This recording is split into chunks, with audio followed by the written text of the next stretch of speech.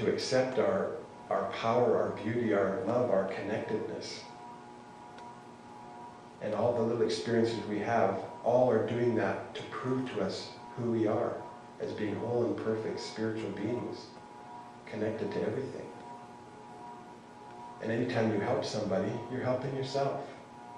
Anytime you harm somebody, you're harming yourself. And it's not the act that does it. The act is the mere illusion or physical manifestation of it. It's the thought. That's what does the damage. Because in our minds, whether we do something or not, if we think about it, that energy has all been set in cycle now. And so the more we can become present and balanced, the more we can go with the flow and just accept what is and just keep going on. And when you're guided to act, believe me, you'll know. But when you're guided to just let be the situation that's going on, I'm not saying that you need to condone what's going on, but sometimes you're not supposed to act because there's somebody else coming along that needs a growth lesson, or somebody else that needs to step up, and that's an opportunity for them. And by you always stepping in and doing it, you're preventing them from their growth.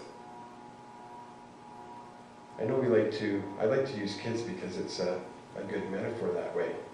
But it's like if we're always stepping out into stuff, even though without thinking, just because you've got such a compassionate heart and want to step in and help people.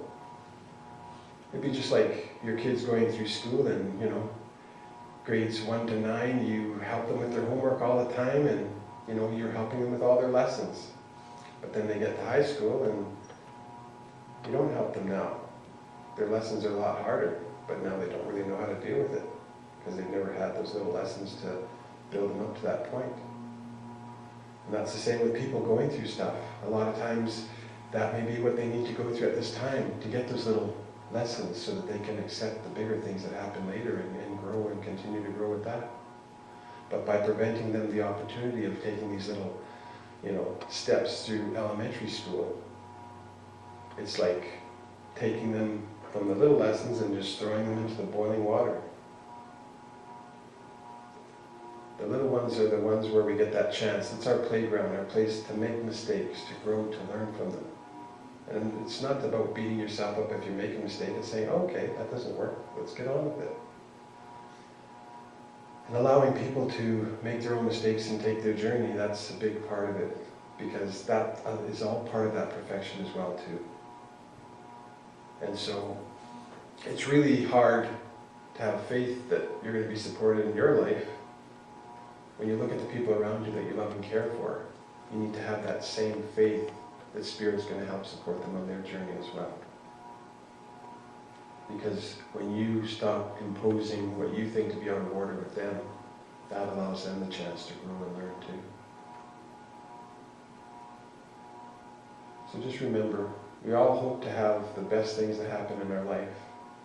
But when we just put out there in faith, knowing that everything that's going on is perfect whether we understand it or not, then that draws more of that confirmation into our life.